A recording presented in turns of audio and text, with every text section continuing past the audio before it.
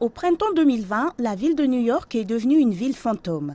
La pandémie mondiale a forcé la ville qui ne dort jamais à s'arrêter net. 1 an et demi plus tard, l'effervescence est revenue, mais les destinations commerciales comme Soho sont toujours en difficulté.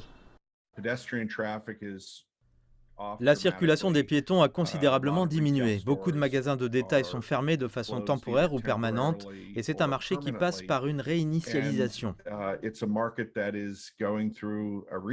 Le défi de Soho est qu'il dépend fortement des touristes. Avant la pandémie, le quartier était une destination de choix, mais les visiteurs se sont évaporés au milieu de la pandémie.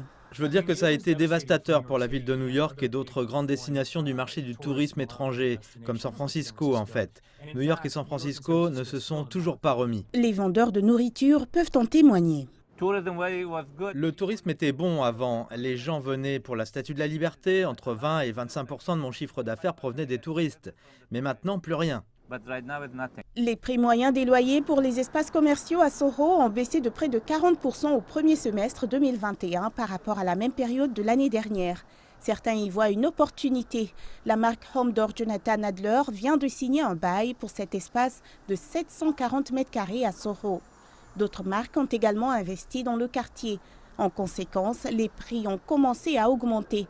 Selon des experts immobiliers comme Jonathan Miller, malgré ce regain d'intérêt, Soho a encore beaucoup de chemin à parcourir. Selon lui, il doit faire face à deux vents contraires.